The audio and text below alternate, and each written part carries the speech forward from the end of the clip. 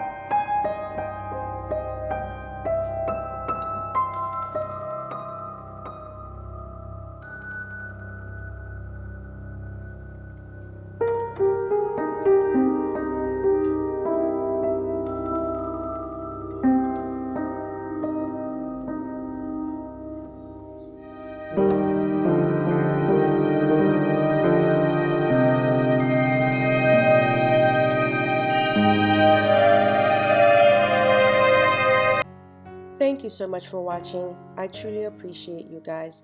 All the items listed in this video is located in the description box below. Don't forget to subscribe to this channel. Bye guys.